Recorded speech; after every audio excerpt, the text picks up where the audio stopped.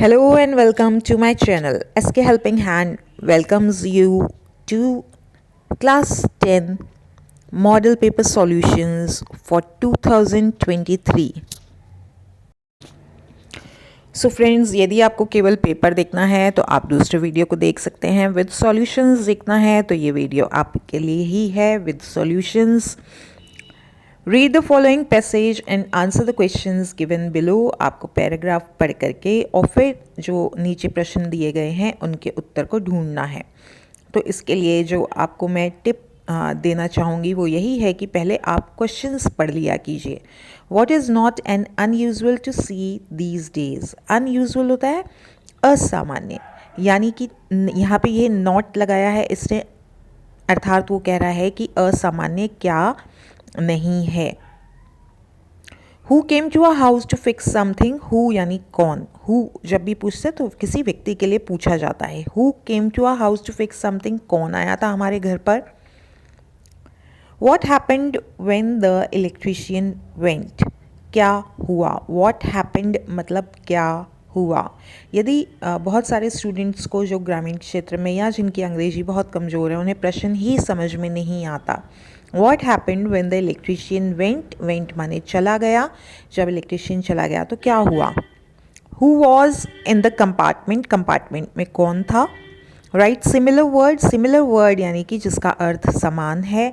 Right opposite, और इसके लिए दिया गया है आपको सेशल बैग। तो जब आप रीडिंग करते हैं तो दिमाग में रखिएगा कि आपको इन इन प्रश्नों के उत्तर पर ध्यान देते हुए अपोजिट ढूंढना है। आपको फॉर्मली इन इन प्रश्नों के उत्तर पर ध्यान देते हुए आपको पैराग्राफ की रीडिंग करनी है। तो चलिए हम पैराग्राफ को समझ लेते हैं जल्दी से।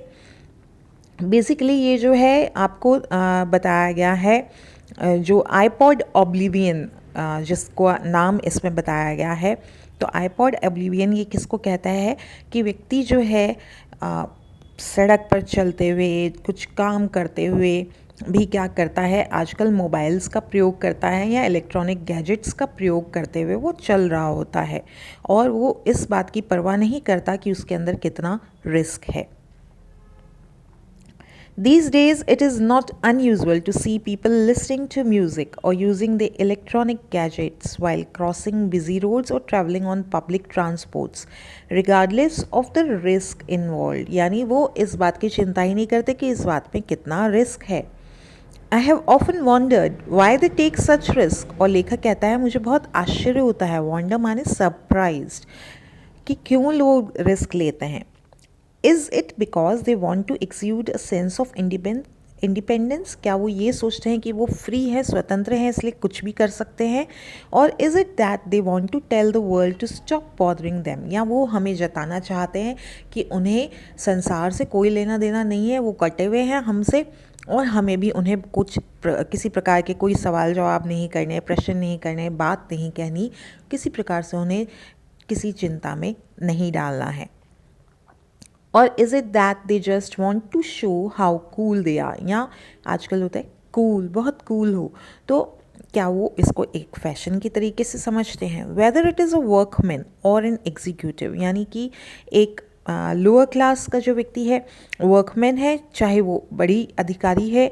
Earphones have become an inseparable part of our lives. Inseparable जिसे अलग नहीं किया जा सके।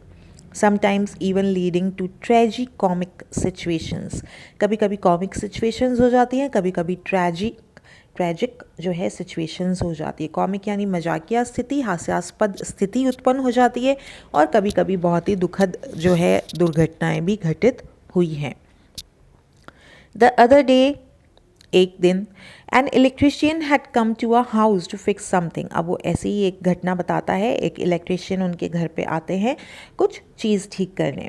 We told him in detail what needed to be done. उन्होंने अच्छी तरह बता दिया कि क्या चीज़ उन्हें ठीक करनी है। But after he left I found that the man had done almost nothing. जब वो चला गया तो लेखक को पता चला उसने तो कुछ ज़्यादा काम किया ही नहीं। It later turned out that he could not hear our directions clearly because he had an earphone on, क्योंकि उसने अपना ईयरफोन लगा रखा था।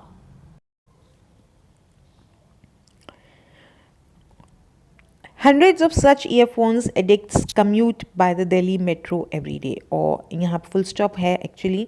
वो कहता है ऐसे सैकड़ों लोग जो है ईयरफोन्स लगाए हुए, उनका काम ही नहीं चलता ईयरफोन्स के बिना। आप दिल्ली मेट्रो और में सड़क पर ट्रेन्स वगैरह में ऐसे लोगों को देख सकते हैं। While one should not be grudge any one, हमें किसी की शिकायत नहीं करनी है। Grudge is to complain. The moments of privacy, वो जो प्राइवेसी चाहते हैं उन्हें हमें कंप्लेन नहीं करना है कि आप क्यों अकेले रह रहे हो। और दे लव फॉर म्यूज़िक, हो सकता है उन्हें म्यूज़िक पसंद है इसलिए वो सुनते हैं। In fact it is iPod oblivion can sometime be very dangerous, परंतु ये जो आईपॉड ओब्लिवियन है, और आईपॉड ओब्लिवियन क्या होता है कि कान वगैरह में हम इलेक्ट्रॉनिक गैजेट्स, मोबाइल्स वगैरह के ईयरफोन्स हम लगाए रखते हैं और उस समय में हम बिज़ी रोड्स क्रॉस कर रहे हैं, अपने आसपास के वातावरण से हम बिल्कुल कट गए हैं। तो वो जो ओब्लिवियन, ओब्लिवियन मीन्स भूल जाना, अपने आसपास क्या घटित हो रहा है हमें यही होश नहीं रहता है। That is iPod oblivion. तो वो कहता है ये बहुत डेंजरस हो सकता है। Recently I was travelling with my wife. अब वो ऐसी ही एक घटना और बताते हैं। वेन जो लेखक है अपनी वाइफ के साथ कहीं ट्रैवल कर रहा था दिल्ली मेट्रो पे। Since the train was approaching the last station, there weren't too many passengers. अब वो लास्ट स्टेशन पे गाड़ी पहुंचने जा रही है तो मेट्रो जो है अलग अलग स्टेशंस पे खाली होती जा रही है और जो बहुत कम पैसेंजर्स वहाँ रह गए। इन अ कंपार्टमेंट अदर देन अस यानी लेखक की पत्नी, देयर वर ओनली 2 women, दो और औरतें, यानी कि कुल 4 लोग थे। Sitting on the other side of the aisle होता है gallery. And then suddenly I spotted a duffel bag. अब डफल बैग, अब नीचे आपने प्रश्न जब पढ़ा था तो आपको सेशल बैग के लिए जो है सिमिलर वर्ड ढूंढना था, तो देखिए आपको यहीं पे पढ़ते हुए में मिल गया डफल बैग। तो सेशल बैग का आंसर क्या है? Duffel bag. When we tried to stop him, he looked at us. अब यहाँ पे कुछ थोड़ा सा एरर दिया हुआ है इसने। The bomb square lasted for several minutes, ठीक है। तो वहाँ एक्चुअली घटना क्या होती है कि एक वो सैशल बैग देखता है, भारी सा झोला सा देखता है मोटे कपड़े का, और लेखक को लगता है क्योंकि बैग्स वगैरह छोड़ जाते हैं जो बम विस्फोट वगैरह होते हैं, तो उस वो डर जाता है। Then suddenly a youth emerged from nowhere, और पता नहीं कहाँ से एक लड़का सा आया and picked up the bag, उसने अपना बैग उठा लिया। When we try to stop him he looked at us surprised, और जब हमने उसको रोका तो वो हमें बहुत आश्चर्य से देख रहा था। Then he took off his earpieces, उसके बाद उसने अपने कान में से वो ईयर पीसेस जो ईयरफोन्स लगा रखे थे वो हटाए। Lifted the bag and told us that the bag belong to him, उसने कहा ये बैग तो मेरा है, and that he was going to get off at the next station, और वो अगले स्टेशन पे उतरने वाला है। We were stunned. Stunned means again surprised, wondered, and stunned is one and the same thing, ऊपर भी आया था। तो वो कहता है कि हम तो स्टन रह गए, आश्चर्यचकित रह गए, बट रिकवर्ड इन टाइम, लेकिन तभी हमें लगा कि इससे पूछें तो सही। Where he was all this while, कि जब हम डर रहे थे बॉम्ब हो सकता है, बॉम्ब हो सकता है, हमने आगे इन्फॉर्म कर दिया, तब तक ये कहाँ पे था? हिज आंसर, और उसका जवाब था he was in the compartment, और वो कंपार्टमेंट में ही था, leaning against the door totally immersed in the music. उसने कहा मैं तो कानों में ये लगा के और म्यूज़िक सुन रहा था, उसी में इमर्स्ड था, मीन्स डूबा हुआ था। ही हैड नो क्ल्यू, उसको बिल्कुल भी अंदाज़ा नहीं था, नो क्ल्यू बिल्कुल अंदाज़ा नहीं था, about what was going on around him, उसके आसपास क्या चल रहा है। When he got off, earplugs in his hand, we could hear strains of the song. और यहाँ तक कि जब वो उतर गया तब भी उसे इतना तेज़ वॉल्यूम किया हुआ था कि उसके जो है गाने की आवाज़ उसके ईयर प्लग्स, क्योंकि उसने उतार दिए तो वो ईयर प्लग्स में से आवाज़ अब हमारे कानों तक पहुँच रही थी, अर्थात उसने इतना तेज़ ईयर प्लग्स वो है लगा रखे थे कान के अंदर। What is not an unusual to see these days? Listening to music using electronic gadgets, both A and B and none.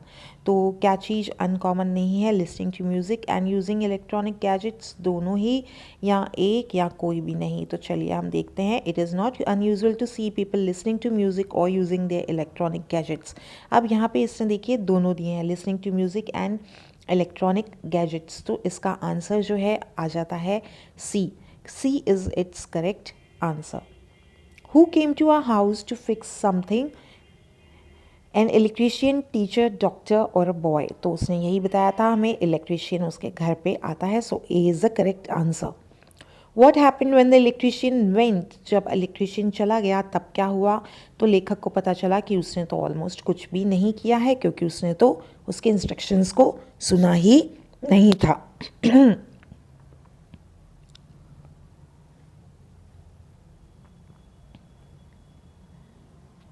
यहाँ से आप देख सकते हैं, the writer found that man had done almost nothing and it later turned out that he could not hear, our की जगह आप लगा देंगे his directions clearly because he had an earphone on, क्योंकि उसने अपने कानों में ईयरफोन्स लगा रखे थे।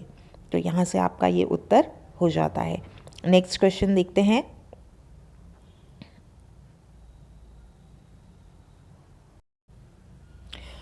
What happen when the electrician went, who was in the compartment, तो कौन कौन थे वहाँ पे, तो आपको इसका टोटल आपको कंप्लीट आंसर देना है।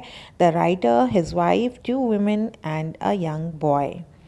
सिमिलर वर्ड्स आपको बताने हैं, words from the following passage. ठीक है, तो सैशल बैग आपको ऊपर बता दिया था, डफल बैग जो आया था यहाँ पे आप देख सकते हैं, अ डफल बैग, ये रहा इसका answer, duffel bag. Okay, and next question is you have to find out the opposite, formerly, formerly means later, later इसका अपोजिट है आपको, तो ये आपको अपोजिट यहाँ पे मिल जाएगा पैराग्राफ के अंदर, आप इसको देखिएगा। नेक्स्ट पैराग्राफ की तरफ चलते हैं हम। Read the following passage and answer the questions given below. Frankness पर है ये कि फ्रैंकनेस जो है, स्पष्टवादिता है, वो क्या है, क्या वो वर्च्यू है, मेरिट है या नहीं है। फ्रैंकनेस, फ्रैंकनेस में be among the most overrated of virtues. Overrated means हम इसे अच्छा मानते हैं और इतना अच्छा मानते हैं कि भूल जाते हैं कि ज़्यादा स्पष्टवादिता होना भी कभी कभी नुकसानदायक हो सकता है, यानी जितना अच्छा नहीं है उससे अधिक अच्छा किसी चीज़ को मानना इज़ ओवररेटेड। वर्च्यूज़ माने कि गुण। And here's why, because unrestricted and unfiltered, unrestricted माने निर्बाध, जिसके ऊपर हमने कोई रेस्ट्रिक्शंस, कोई बाधाएं नहीं लगा रखी, एंड अनफिल्टर्ड हम सोचते भी नहीं हैं और हम बोल देते हैं। Frankness is a recipe for breaking relationships, और इसका नतीजा क्या होता है, रिलेशनशिप्स टूट जाते हैं। इवन द क्लोजेस्ट वन, यहाँ तक कि हमारे चाहे कोई व्यक्ति कितना ही क्लोज क्यों ना हो, वो रिलेशनशिप टूटने का डर रहता है। Such frankness is understandable, acceptable and even cute only in children under the age of 5। और ये जो फ्रैंकनेस है, जो इतनी स्पष्टवादिता है कि दूसरे व्यक्ति को बुरा लग जाए, वो केवल किस में अच्छी लगती है, अंडर द एज ऑफ 5 जो बच्चे हैं कुछ भी कह देते हैं उनकी बात, क्योंकि वो लोग बहुत क्यूट होते हैं, इनोसेंट होते हैं, तो उनकी बात का कोई बुरा नहीं मानता है। वाकई में कभी कभी तो लोग उनकी बात का भी बुरा मान लेते, किसको ज़रूर किसी ने सिखाया होगा। तो आप मान के चलिए अंडर द एज ऑफ 5 जो है वो तभी तक एक्सेप्टेबल लोग रखते हैं कि हाँ ठीक है, कोई नहीं, बच्चा है। Thinking before one speaks and using restraint are hallmarks of growing maturity and preparation for life. ये बहुत इंपॉर्टेंट लाइन यहाँ पे है इस पैराग्राफ की। वो कहता है ग्रोइंग मैच्योरिटी, ग्रोइंग मैच्योरिटी मतलब जो परिपक्वता है, मैच्योरिटीज़ परिपक्वता, एंड प्रिपरेशन फॉर लाइफ कि हम जीवन जीने के लिए तैयार हैं, उसके निशान क्या हैं मुख्य, वो है thinking before one speaks and using restaurant. हम पहले सोचने से पहले सोचते हैं और ख़ुद को रोकते हैं कि हमें ये चीज़ बोलनी भी है या नहीं बोलनी। Learning to put a filter between thought and spoken word, learning to put a filter, एक छलनी के जैसे हम काम करेंगे, ठीक है, कि हमें बोलना है या नहीं बोलना। जो हमारा विचार है और जो हम बोलते हैं उसमें अंतर होता है। कभी कभी मन में तो हम किसी को बहुत तारीफ़ करते हैं, लेकिन सामने वाले को हम बताते तक नहीं है। वो कुछ हमें ऑफ़र किया बना करके, मान लो कुकिंग ही सोचिए, और हम उसकी तारीफ़ नहीं करते हैं, जबकि मन में हमें बहुत टेस्टी लगता है वो। कभी कभी इसका उल्टा होता है, ऊपर से हम झूठे मुंह तारीफ़ करते हैं, जबकि एक्चुअली वो चीज़ उतनी अच्छी होती ही नहीं है। Learning to put a filter between thought and spoken word and even more important written word. तो वो कहता है ऐसा नहीं है कि आप फ्री हो कुछ भी बोल दो, ऐसा नहीं होता है, हम कुछ सोच समझ के ही बात करते हैं। Is an important life skill, और ये लाइफ के लिए जीवन शांतिपूर्ण जीना है तो ये एक स्किल है, एक कला है ये भी। Think is a popular acronym for true, helpful, inspiring, necessary and kind. सोचो, सोचो, क्यों सोचो? क्योंकि आप ट्रू हो, हेल्पफुल हो, इंस्पायरिंग हो, नेसेसरी है एंड काइंडनेस है, दया होनी चाहिए। ऐसा नहीं कि हमने किसी को कुछ भी जाके सच बोल दिया। मान लीजिए कोई व्यक्ति देखने में अच्छा नहीं लग रहा है, आज उसका कोई सूट अच्छा नहीं लग रहा और हमने उसको बोल दिया, जबकि वो अपने मन में कितनी उम्मीद लेके तैयार हुआ है और हमने उसको कह दिया तुम बिल्कुल अच्छे नहीं लग रहे हो, तो हमने क्या किया? उसका दिल तोड़ दिया, हम काइंड नहीं रहे। ये एक सिंपल सा उदाहरण दिया है आपको, ऐसे आप बहुत सारे मेन जो एग्जाम्पल्स हैं आप ले सकते हैं।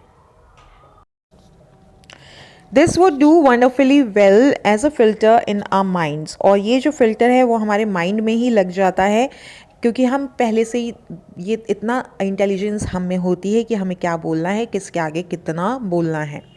It is good to speak what's true. अब लेखक कहता है कि ये अच्छी बात है कि हम सच बोलें, ट्रू बोलें, but only along with the other attributes in the acronym। लेकिन उसके साथ जो दूसरे एट्रीब्यूट्स, जो विशेषताएं वो बताता है, वो हमारे को फॉलो करने चाहिए। जैसे कि हम काइंडनेस से बोलें, ऑनेस्टी से बोलें, तो वो सब चीज़ें हमें फॉलो करनी चाहिए। In the righteous glow of speaking what we see as the truth, we often to be kind, we blurt out truths even when it is totally unhelpful and unnecessary to do so। कभी कभी बिल्कुल आवश्यक नहीं होता है हमारा सच बोलना, और तब भी हम उस स्थान पर भी सच बोल देते हैं। Only those who do not care about the consequences can afford the luxury of speaking their minds whenever and where they please। Consequences का मतलब होता है रिजल्ट, परिणाम। जो लोग परिणाम की चिंता नहीं करते हैं, केवल वही लोग जो है वो अपने दिमाग में जो आया, जो मन में आया वो बोल देते, क्योंकि उन्हें किसी को खुश करने की आवश्यकता नहीं होती है। When relationships are at stake, it is essential to choose the time, place and words appropriately। यदि हमें लगता है कि कुछ कहने से हमारा रिश्ता ही खतरे में पड़ जाएगा सामने वाले व्यक्ति से, चाहे रिश्तेदार हो, चाहे दोस्त हो, परिवार हो, तब हमें स्थान, समय और शब्दों पर हमें ध्यान देना चाहिए। When imparting unpleasant truths, जब हम कुछ कटु सत्य बोल रहे होते हैं। अनप्लीजेंट जो कि अच्छा नहीं है, अनप्लीजेंट है जिससे खुशी नहीं मिलेगी सामने वाले को, ऐसे सत्य, कटु सत्य बोलने से पहले हमें सोचना चाहिए। And even then only when absolutely necessary and with the utmost kindness. और उस समय भी बोलते समय हमें ये ध्यान रखना है कि ये बहुत आवश्यक है और हमें फुल काइंडनेस के साथ में, रूड नहीं होना है, हमें उसके साथ में रूडनेस नहीं दिखानी है। Speaking without four thought can be even more dangerous in other circumstances. Without four thought यानी बिना सोचे समझे बोल देना, can be even more dangerous, और ख़तरनाक हो सकता है इन अदर सर्कमस्टांसेस, परिस्थितियाँ। सर्कमस्टांसेस मतलब परिस्थितियाँ। फॉर एग्ज़ाम्पल, अब वो एग्ज़ाम्पल देता है हमें, when someone has entrusted us with a secret. विशेषकर जब कोई व्यक्ति हमें अपना सीक्रेट बताता है। A sign of maturity is the ability to keep a secret. हम मैच्योर तब हैं जब हम किसी सीक्रेट को रख सकते हैं। Very young children are incapable of understanding the concept of a secret. बहुत छोटे बच्चे जो हैं इस बात को नहीं समझ पाते कि क्या चीज़ सीक्रेट रखनी है या नहीं। To them every piece of information is interesting. Information, सूचना, कोई भी सूचना है उनके लिए तो इंटरेस्ट की बात होती है, इसलिए वो जगह जगह ढिंडोरा पीट देते हैं, बोल देते हैं। और new and meant to be shared, उन्हें लगता है ये कुछ नई बात है और इसे हमें शेयर कर देना चाहिए। As we grow older we all learn how to keep a secret. लेकिन जैसे जैसे हम बड़े होते हैं हम सीक्रेट्स रखना सीख जाते हैं। Unfiltered frankness is a recipe for unfiltered frankness is a recipe for breaking relationship, संबंध तोड़ना, मेकिंग रिलेशनशिप बनाना, इंक्रीजिंग बढ़ाना, डिक्रीजिंग कम कर देना, तो breaking relationship. Hallmarks of growing maturity are thinking before one speaks and using restraints. So both A and B is the answer. Learning to put a filter between dash and spoken word is an important life skill. Between thought and spoken word is an important life skill. What can filter our minds? हमारे minds को क्या चीज़ filter करती है? तो इसका answer आप देख सकते हैं क्या चीज़ filter करती है। Think is a popular acronym for true, helpful, inspiring, necessary and kind. तो ये जो ट्रेट्स इसने दिए हैं, this would do wonderfully well as a filter in our mind to think before speaking, and वो भी किस तरीके से, true, helpful, inspiring, necessary and kind, ये जो है ये फिल्टर की तरीके से काम करेगा। नेक्स्ट क्वेश्चन देखते हैं। When do we blurt our truths? हम अपने सच को कब खराब कर देते हैं? We blurt our truths even when it is totally unhelpful and unnecessary to do so. यानी हम सच तभी बोल देते हैं जबकि उससे कोई सहायता नहीं मिल रही है और बिल्कुल आवश्यकता नहीं है हमारे सच बोलने की, और कुछ भी इंस्पिरेशन नहीं उससे हम दे रहे हैं किसी को, तो वह जो है ट्रूथ जो है वो डिस्ट्रक्टिव ही होता है रादर देन नोबल। उसमें कोई नोबलनेस नहीं होती है, वो नुकसान ही करता है। नेक्स्ट क्वेश्चन देखेंगे। When is it good to speak true? कब अच्छा होता है हमारे लिए सच बोलना? वो कहता है सच बोलना कब आवश्यक है, तो सच बोलना कब आवश्यकता है? Only when absolutely necessary and with the utmost kindness. जब बहुत आवश्यक हो जाए तभी हमें सच को बोलना है, और वो भी बिल्कुल काइंडनेस के साथ में हमें बोलना है। नेक्स्ट क्वेश्चन की तरफ बढ़ते हैं। Right similar word for the following words from the passage. तो रिजल्ट के लिए आपको बताना है, तो इसके लिए है कॉन्सिक्वेंस। कॉन्सिक्वेंस यानी कि परिणाम। रिजल्ट माने भी परिणाम और कॉन्सिक्वेंस माने भी परिणाम। राइट अपोजिट वर्ड आपको हेल्पफुल, तो इसका जो है आंसर आपको पहली एक दो लाइनों में मिल जाएगा, अनहेल्पफुल। नेक्स्ट क्वेश्चन देखते हैं। B part is a writing section. यहाँ पे आपको ईमेल लिखना है या लेटर लिखना है, तो आप जो है मेरे चैनल पर लेटर राइटिंग सेक्शन पर आप देख सकते हैं। लेटर्स आपको दिए हुए हैं, पैराग्राफ्स और जो प्लेलिस्ट है वहाँ पे आपको ये मिल जाएगा। नेक्स्ट क्वेश्चन है। Write a story with the help of the given outlines in about 80 to 100 words. Give the title and moral to it. यह आपका 4 अंक का प्रश्न है, तो चलिए इसका सॉल्यूशन हम लोग देखते हैं जल्दी से। आपको दो में से एक स्टोरी करनी है, तो हम जो स्टोरी ले रहे हैं वो क्लेवर थीफ है, और क्लेवर थीफ या द क्लेवर थीफ आप टाइटल दे सकते हैं इसका। Once there was a thief. एक बार एक चोर था। He was very clever. बहुत ही चतुर था। Once he was caught. एक बार वो पकड़ा गया। He was brought before the king. उसे राजा के सामने लाया गया। The king ordered him to be hanged. Hanged होता है फांसी की सज़ा देना, तो आप लिख सकते हैं इसका अर्थ हिंदी में यहाँ पे फांसी। हैंग्ड मतलब फांसी। उसने ऑर्डर कर दिया कि इसको फांसी की सज़ा दे दी जाए। The thief said that he new a secret. उसने कहा उसे एक रहस्य, सीक्रेट मतलब सभी को पता है रहस्य, न्यू माने जानता। वह थीफ ने कहा कि मुझे एक सीक्रेट पता है। और क्या सीक्रेट पता है? He could grow a tree with golden fruits. वह सोने के फल उगाने वाला एक पेड़ लगा सकता है। Before dying he wants to share it. और मरने से पहले वह उस सीक्रेट को शेयर करना चाहता है। The king became interested in it. Interested माने कि रुचि लेना, ठीक है। अब राजा ने जब ये बात सुनी तो वह उसके अंदर रुचि लेने लगा कि कैसे हम ये पेड़ लगा सकते हैं। He asked the thief to grow such a tree. उसने चोर से कहा ठीक है, ऐसा एक पेड़ तुम लगा करके बताओ। The thief prepared some small pellets of gold. उसने छोटे छोटे बीज जैसे जो है सोने के मोती तैयार कर लिए। But he lead a condition. अब जब उन्हें बोने की बारी आई, बीज को बोने की बारी आई, तो उसने एक शर्त रख दी। But he lead a condition. Led a condition का अर्थ होता है शर्त रखना। क्या शर्त रखी? The seeds should be grown by a person who has never stolen. Seeds should be grown, यानी वही व्यक्ति लगाएगा जिसने कभी भी चोरी नहीं की है। स्टोल स्टील का भूतकाल है, स्टील मतलब चोरी करना, ठीक है। और स्टील का भूतकाल जो थर्ड फॉर्म है वर्ब की स्टोलन, स्टील, स्टोल, स्टोलन। कहानी लिखने के लिए आप जो पास्ट टेंस फॉर्म्स हैं, थर्ड फॉर्म्स हैं, वो आप ज़रूर याद रखिए क्रिया की। नो पर्सन केम फॉरवर्ड, अब जब उसने ये शर्त रख दी जिससे कभी कोई चोरी नहीं की है तो कोई भी व्यक्ति सामने नहीं आया। सामने नहीं आया के लिए आपको क्या शब्द याद रखना है? Came forward, no, no person यानी कोई व्यक्ति सामने नहीं आया। सिंपल सी लाइन है, 2 बार सुनिए। No person came forward, no person came forward.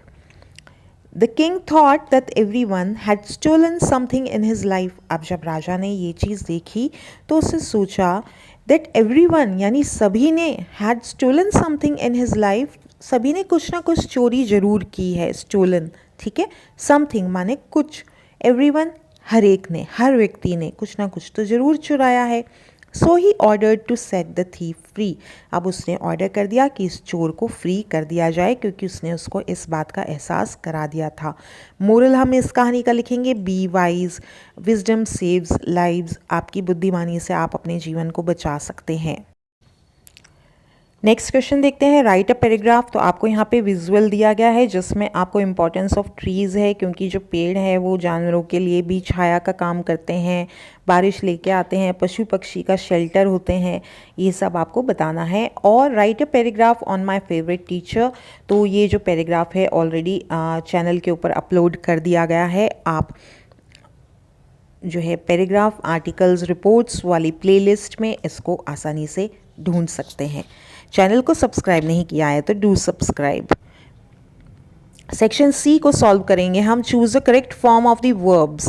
I dash to Jaipur yesterday. अब देखिए, जब येस्टरडे का प्रयोग हुआ है तो दैट मीन्स कि हम ऑलरेडी भूतकाल की बात कर रहे हैं यहाँ पर, ठीक है। तो went, go, have gone, had gone, simple past tense है went. He usually dash take breakfast at 8 AM। Usually जब होता है तो दैट मीन्स जो काम बार बार होता है, यूजुअली टेक्स। तो सिंपल प्रेजेंट टेंस है तो ही के साथ में एस या ES की फॉर्म आएगी। He usually takes breakfast at 8 AM। We dash study in this school for 3 years। For 3 years, हम 3 साल से इस विद्यालय में पढ़ रहे हैं, क्योंकि फॉर 3 years दिया है इसने, तो have been studying, we have been studying in this school for 3 years। The train dash before I reached, तो पास्ट परफेक्ट है, पास्ट परफेक्ट आते ही हमें हैड का प्रयोग करना है यहाँ पे, तो बी इसका आंसर हो जाता है। The train had left before I reached. Change the following sentences into indirect speech. Archie said to me I respect you, तो इसका आंसर अब हम लोग लिख लेते हैं। इसका आंसर होगा Archie told me. Said to me की जगह हम लिख देते हैं Archie told me, Archie told me that I. अब आई देखिए किसके लिए प्रयोग हुआ है? आर्ची के लिए। और यू किसके लिए यो प्रयोग हुआ है? मेरे लिए, ठीक है। Told me that she, Archie क्या है? लड़की है। शी रिस्पेक्टेड, हमें यहाँ पे टेंस जो है भूतकाल दिया है बाहर, तो अंदर को भी हमें सिंपल पास्ट टेंस में इसे बदल देना है। Told me that she respected me, क्योंकि बात तो हम खुद ही बोल रहे हैं तो इसलिए यू की जगह मी आ जाएगा।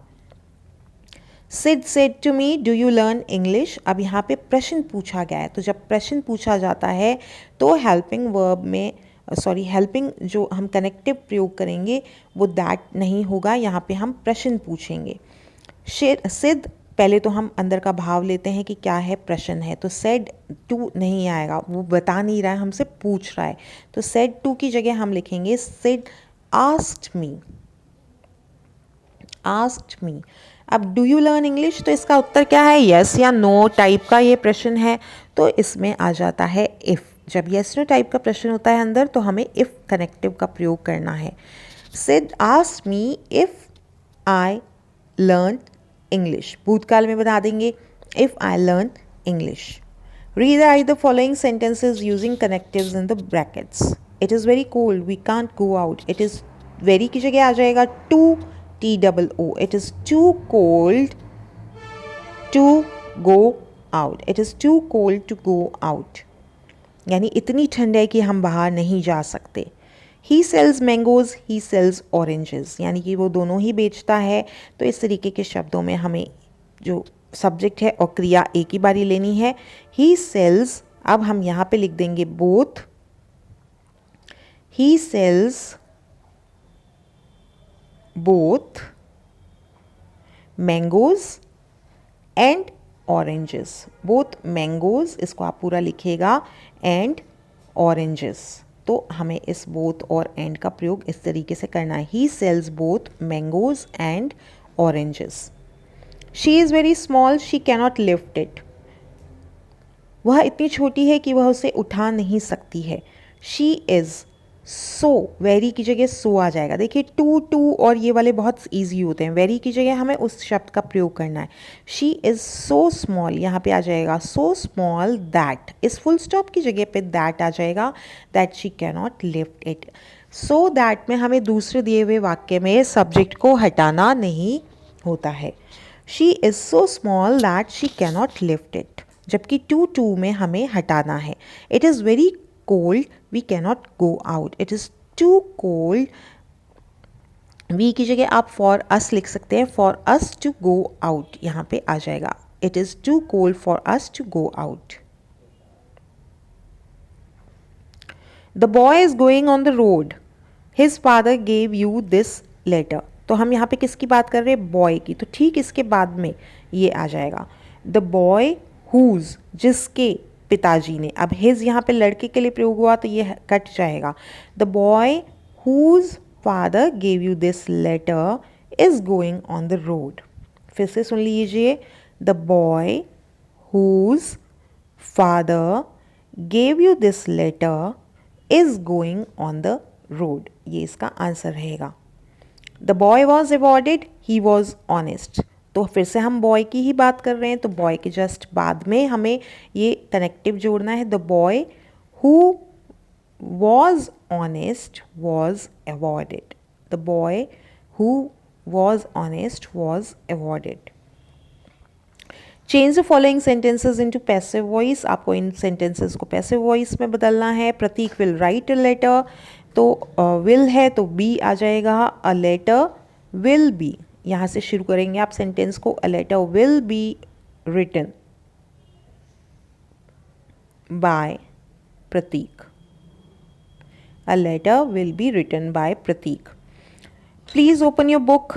प्लीज़ आ गया. जब भी प्लीज़ आता है वाक्य में तो उसके जब हम सेंटेंस बनाते हैं तो हम लिखते हैं you are requested. You are requested, इसको पूरा लिखिएगा.